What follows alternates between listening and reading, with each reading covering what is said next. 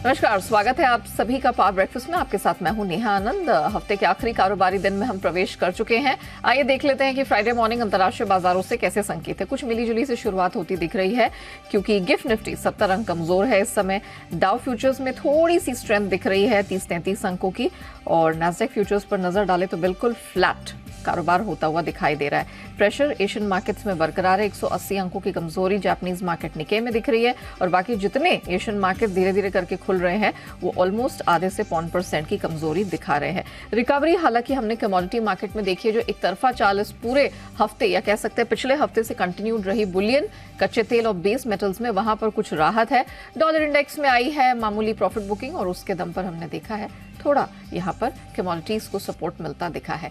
लेकिन जो प्रेशर हमने इक्विटी मार्केट्स में बीते सत्र बनता हुआ देखा, उसके पीछे वजह क्या रही है, कौन से ट्रिगर्स पर रखनी है नजर, पूरी डिटेल लेकर आज नुपुर हमारे साथ जुड़ चुके हैं।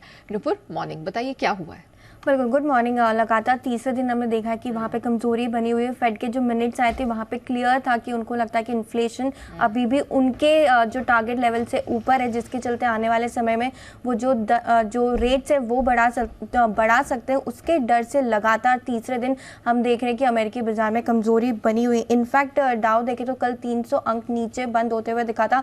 50 डे मूविंग एवरेज का जो इंडिकेटर है वो भी उसने तोड़ते हुए कल नजर आया। तो कमजोरी के संकेत आपको कल अमेरिकी बाजार में नजर आए थे।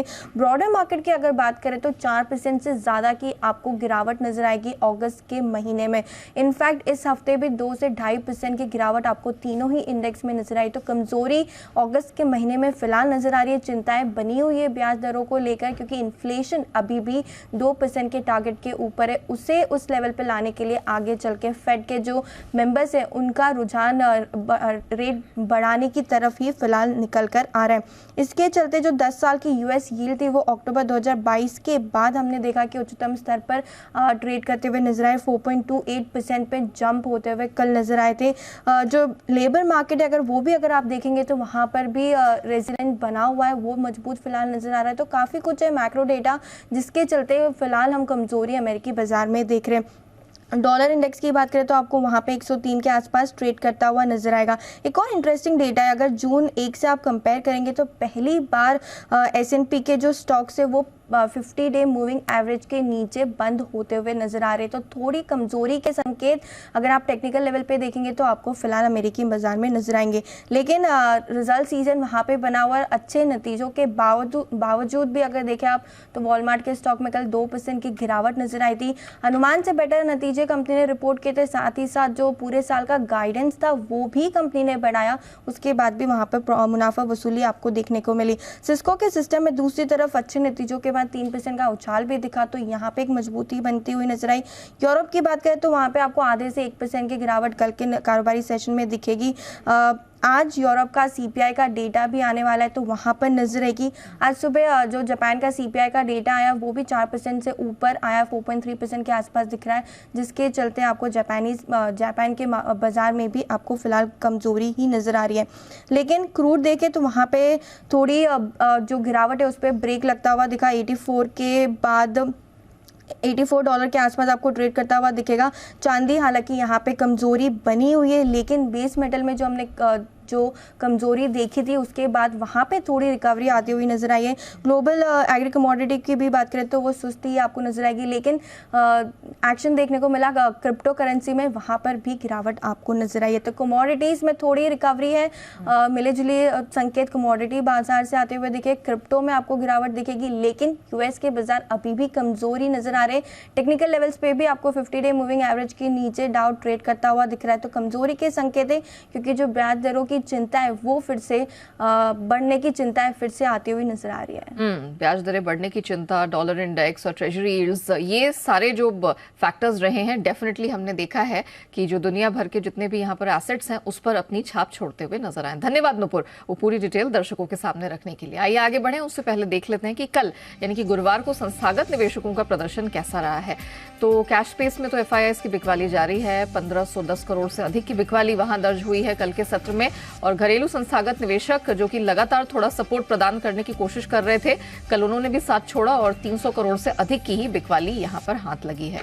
तो अब जिस तरह के ग्लोबल संकेत बनते हुए दिखाई दे रहे हैं, जो कि बहुत अच्छे तो नहीं कह सकते, उन सब के बीच आज आपको हमारे मार्केट्स में क्या रणनीति अपनानी, ट्रेडिंग स्ट्रैटेजी क्या होगी, सब पर बात करने के लिए जी बिजनेस के मैनेजिंग एडिटर अनिल सिंह भी हमारे साथ जुड़ चुके हैं।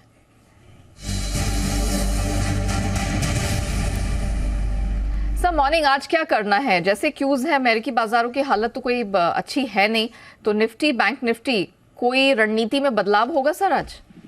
Good morning. यहाँ देखिए, आपसे का आखिरी ट्रेडिंग सेशन है और आज दिन से शुरुआत करने के लिए संकेत ग्लोबल मार्केट से भी कमजोरी के है और एफआईएस की तरफ से बिकवाली का प्रेशर भी लगातार बना हुआ है, जो कहीं कोई कम होने का नाम नहीं ले रहा है। कैश मार्केट में भी बिकवाली है, वायदा कारोबार में भी बिकवाली। और एक और इम्पोर्टेंट चीज जो है वो ये कि हम अगस्त महीने की लोएस्ट क्लोजिंग कल देख रहे थे 19,350 के आसपास। बैंक निफ्टी लगातार दूसरे दिन 44,000 के नीचे बंद हुआ है, तो तकनीकी तौर पर भी थोड़े से बाजार और कमजोरी के संकेत दे रहे हैं। गैप डाउन ओपनिंग की आशंका है और फिलहाल सिर्फ अगर बाजार में एक अच्छी चीज देखी जाए तो ये कि ब्रॉडर मार्केट उतने खराब नहीं है। मिड कैप स्मॉल कैप शेयरों में थोड़ी बहुत खरीदारी है, वो अभी भी संभले रहे, लेकिन दिग्गजों में बिकवाली का प्रेशर है और आज भी रहना चाहिए। और ऐसे में अब बाजार के लिए जो सपोर्ट रेंज है आज के लिए 19,200 19,250 के आसपास निकल कर आता है और ऊपरी स्तरों पर 19,435 19,465 आपके लिए सप्लाई जोन होगा। रुकावट की जगह होगी जहां पर आने पर आपको प्रॉफिट बुकिंग आती हुई नजर आएगी।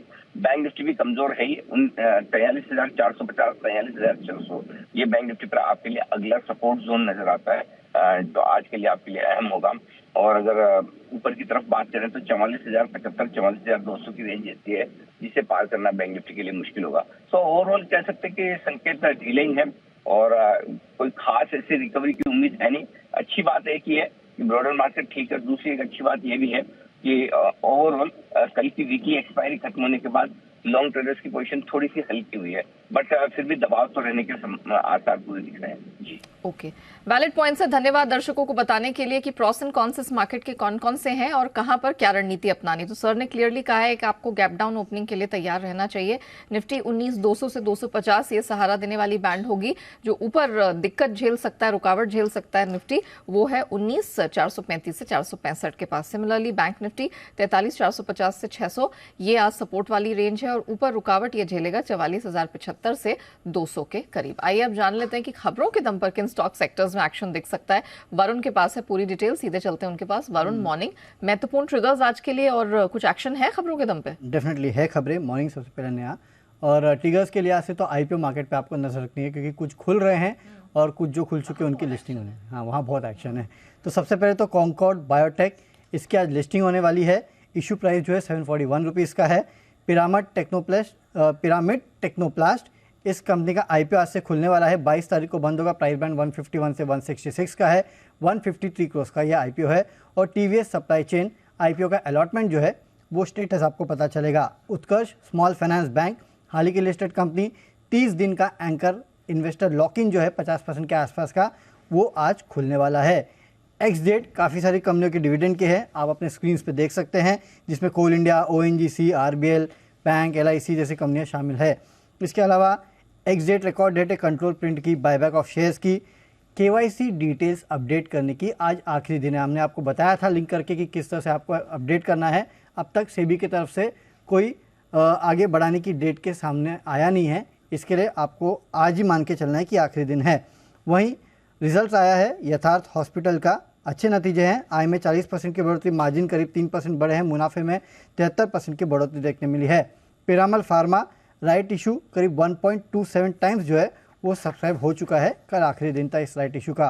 पिरामिड टेक्नोप्लास्ट, जैसे कि मैंने आपको बताया कि आज खुलेगा, 22 तारीख को बंद होगा, तो इस आईपीओ पर नजर रखेगा। इसके अलावा निफ्टी नेक्स्ट 50 इंडाइसेस में 29 सितंबर से बदलाव होने वाले हैं। इनफैक्ट काफ़ी सारे सेगमेंट्स है जिनमें बदलाव हो रहे हैं। नेक्स्ट 50 में एसीसी, नायका, एचडीएफसी, एएमसी जो है ये बाहर होंगे। इंडस टावर, पेज इंडस्ट्रीज भी निफ्टी नेक्स्ट 50 से बाहर होने वाले हैं। PNB, TVS Motors, Trent Nifty next 50 के हिस्सा होंगे, तो इसके चलते आप यहाँ पे नज़र रखेगा। रिलायंस इंडस्ट्रीज 22 अगस्त से जियो फाइनेंशियल सर्विसेज फुटरी रसल से बाहर हो सकता है। जियो फाइनेंशियल सर्विसेज ने 20 दिनों तक ट्रेडिंग शुरू नहीं हुई, इसके चलते ये बाहर होगा। कब से शुरू होगी लिस्टिंग, इसके बारे में जानकारी फिलहाल अभी दी नहीं गई है। तो इसके चलते आपको थोड़े बहुत आउटफ्लोज देखने मिल सकते हैं, लेकिन पैसिव इंडेक्स में। वही जायडस लाइफ कंपनी को एक टैबलेट के लिए यूएस एफडीए से मंजूरी मिली है। इसमें यूएस में सालाना बिक्री करीब 360 करोड़ के आसपास के इस प्रोडक्ट की। एलटीआई माइंट्री यूएस की एफ्लैक से एलटीआई माइंट्री को डिजिटल ट्रांसफॉर्मेशन के लिए पार्टनर जो है वो चुना गया है, यानी कि American family life insurance company of Columbus, एफ्लैक का ये फुल फॉर्म है। और आखिरी में बाटा, कल जो खबरें चल रही थी एडिडास के साथ में पार्टनरशिप की, उसके ऊपर बाटा ने क्लैरिफिकेशन दिया है कि कंपनी भारत के बाजार में के लिए स्ट्रैटेजिक टाइप जो है उसके अवसर लगातार तलाशती रहती है। इसको इन्होंने डिनाई नहीं किया है, तो ये भी नहीं कहा है कि हमने टाइप कर लिया है। तो इसके चलते आज बाटा पे भी नजर रखिएगा। ओके, चलिए, तो ये वो स्टॉक्स हैं, सेक्टर्स हैं जिन पर नजर रखनी है। ट्रिगर्स भी महत्वपूर्ण है जो आज हमारे मार्केट्स पर अपनी छाप जरूर छोड़ेंगे। धन्यवाद वरुण पूरी डिटेल के लिए। आइए अब एक्सपर्ट्स की भी राय जान लेते हैं। मोतीलाल ओसवाल की शिवांगी सारदा हमारे साथ शो में शामिल हो चुकी हैं। शिवांगी जी, गुड मॉर्निंग, बहुत स्वागत है आपका। कल हमने देखा था ऐसे तो ओवरऑल प्रेशर बना हुआ था, लेकिन पीएसयू बैंकिंग स्पेस और कुछ चुनिंदा सेक्टर्स थे जिन्होंने अच्छा प्रदर्शन दिखाया। क्या ये जो पीएसयू बैंकिंग स्पेस है ये आज भी रेलिवेंट रहेगी? पीएनबी, एसबीआई, यूनियन बैंक, इन तमाम स्टॉक्स में जो हमने स्ट्रेंथ देखी, क्या सलाह होगी? जी बिल्कुल, नमस्कार, very good morning Neha ji. हमने देखा है कि पीएसयू बैंक में अच्छा अट्रैक्शन देखने को मिला है। कुछ नाम जो है वो बहुत अट्रैक्टिव लग रहे हैं, वो है इंडियन बैंक और पीएनबी। तो यहाँ पे इंडियन बैंक में मेरी एक ट्रेडिंग कॉल भी रहेगी। बहुत अच्छा चार्ट सेटअप है, एक पूरे सेक्टर का टेलविंड भी मिलते हुए दिखेगा। 430 के टारगेट्स के लिए 400 के एक स्टॉप लॉस के साथ। okay. और पीएनबी में क्या रणनीति आप सुझा रही हैं? जी, पीएनबी भी काफी पॉजिटिव है। कम से कम यहाँ पे हम देख सकते हैं कि यहाँ इस लेवल से 5% तक का अपसाइड हमें देखने को मिल सकता है स्टॉक में। ओके, साथ ही मुझे ये बताइए, हमने देखा है कि जो ज्वेलरी स्पेस है, टाइटन निफ्टी के टॉप गेनर्स में शामिल रहा। टीबीजेड हो, सेंको गोल्ड हो या फिर राजेश एक्सपोर्ट, सब में अच्छी स्ट्रेंथ दिखी है। ज्वेलरी स्पेस और खासतौर से टाइटन, यहाँ पे क्या राय बन रही है? जी बिल्कुल, टाइटन बहुत पॉजिटिव है। हमने देखा है यहाँ पे कि एक short covering move led by यहाँ पे लॉन्ग्स ऐड हो रहे हैं, तो काफी पॉजिटिव है स्टॉक। और जिस तरह से हमने हॉल्ट के बाद एक अच्छी अपमूव देखी है, तो एक बेस अच्छा स्ट्रॉन्ग बना है। तो यहाँ पे बिल्कुल खरीदारी की सलाह रहेगी। यहाँ पे 3200 तक के टारगेट्स के लिए हम इसमें बाय कर सकते हैं। ओके, आपने कहा Indian bank is one of your picks today. इसके अलावा भी कोई स्टॉक है जो आज आपके रेडार पर रहेगा? जी बिल्कुल, इसके अलावा रडार पे है एस्कॉर्ट। तो हमने देखा है कि ये स्टॉक में भी पूरे ऑटो स्पेस में इनफैक्ट एक अच्छा मोमेंटम बना हुआ है, स्ट्रॉन्ग बाइंग देखने को मिली है। तो यहाँ पे खरीदारी की राय रहेगी 2900 के टारगेट्स के लिए 2750 के एक स्टॉप लॉस के साथ। ऑलराइट, चलिए शिवांगी जी, थैंक यू सो मच हमारे साथ जुड़ने के लिए, बताने के लिए कहाँ है आज कमाई के मौके। तो पीएसयू बैंकिंग स्पेस, ये जो थीम है वो आज भी रेलेवेंट रहेगी। इंडियन बैंक पर इनका फोकस है, 430 तक का टारगेट और 400 का स्टॉप लॉस लगाए। पीएनबी में भी उनको लगता है मौजूदा स्तरों से 5% का और अपसाइड आ सकता है। लेकिन पसंद आया है उनको एस्कॉर्ट्स भी। 2900 के अपसाइड टारगेट के लिए करे खरीदारी 2750 के स्टॉप लॉस के साथ। आइए अब कमोडिटी बाजार की रणनीति समझते हैं। कुवर्टी कमोडिटीज के रवि देवरा हमारे साथ शो में शामिल हो चुके हैं। रवि जी, मॉर्निंग, बहुत स्वागत है आपका। एक डिसेंट रिकवरी हमने कमोडिटी स्पेस में देखी है और वो कहीं ना कहीं एंटिसिपेटेड भी थी, क्योंकि एक तरफा गिरावट दिख रही थी, फिर चाहे वो बुलियन हो या 3 दिन की लगातार कच्चे तेल की कमजोरी हो। अब अगर सोने चांदी से शुरुआत करें, सोना 5 मंथ लोस पर है। 1900 का एक की लेवल था जो इसने तोड़ा है, अगर हम सितंबर कॉमिक्स कॉन्ट्रैक्ट की बात करें तो। अब जरा बताइए कि यहाँ से अब सस्टेन्ड रिकवरी है या अभी भी कोई हिकअप्स बाकी है? Good morning. डेफिनेटली जिस हिसाब से डेवलपमेंट चल रहा है अक्रॉस द ग्लोब, जो इकोनॉमी को लेकर चिंताएं चल रहा है, मुझे लग रहा है कि gold as a safe haven यहाँ पे बॉटम बनाता हुआ दिखेगा। साथ में जो सुबह चाइना के बैंकरप्सी की भी न्यूज है, तो जब इकोनॉमिक सिचुएशन वरीड है तो मुझे लग रहा है कि बुलियन को सेफ हेवन का सपोर्ट मिलना चाहिए। आज दोनों गोल्ड एंड सिल्वर ट्रैक्शन में रहेगा। हालांकि गोल्ड में आउट परफॉर्मेंस ज्यादा रहेगा क्योंकि इकोनॉमिक अनसर्टेनिटी का उस पर पॉजिटिव इम्पैक्ट आता है। एंड बॉन्ड यील्ड भी अगर गोल्ड में देखें तो उसमें भी गिरावट है। डॉलर इंडेक्स भी थोड़ा गिर के ट्रेड कर रहा है, तो आज गोल्ड एंड सिल्वर दोनों में बाई करना है। गोल्ड का कल क्लोजिंग 58,200 के करीब था, बाई करे with stop loss of 58,000। Target intraday का रहेगा 58,700।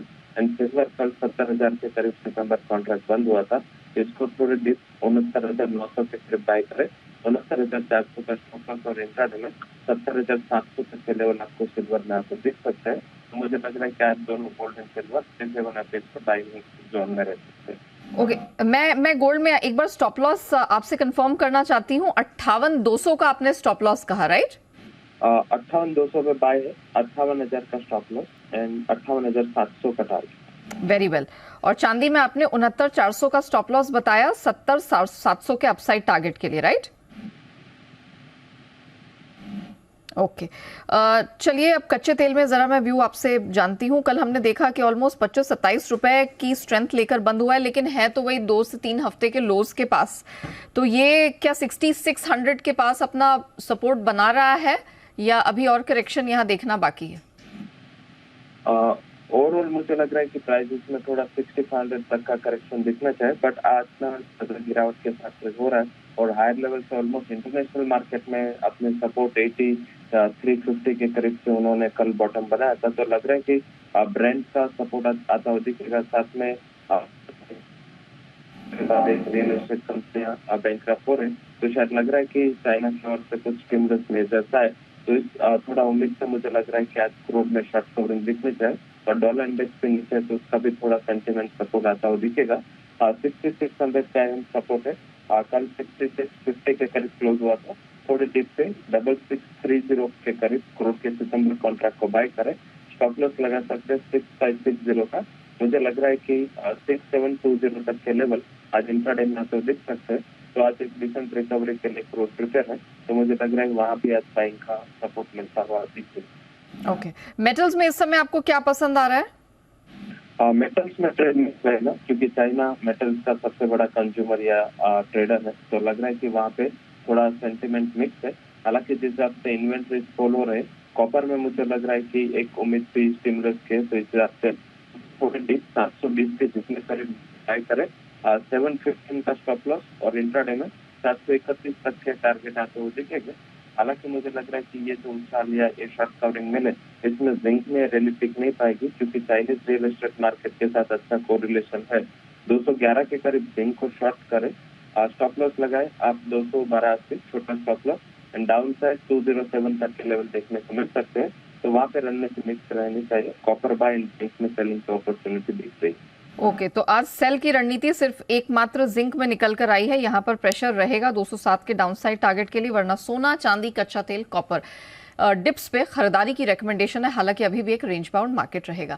आइए बढ़ते आगे एफआईआर यानी एफआई इन्वेस्टमेंट रिपोर्ट्स की तरफ और जान लेते हैं कि आज फॉरेन ब्रोकरेजेस की नजर किन स्टॉक्स पर है। तो प्राइमरली मॉर्गन स्टैनली आज रिलायंस पर फोकस करके चल रहे हैं। ओवरवेट का स्टैंस बरकरार है, हालांकि टारगेट उन्होंने थोड़ा सा ट्रिम किया है, 3000 से टारगेट अब घटाकर 2821 कर दिया है।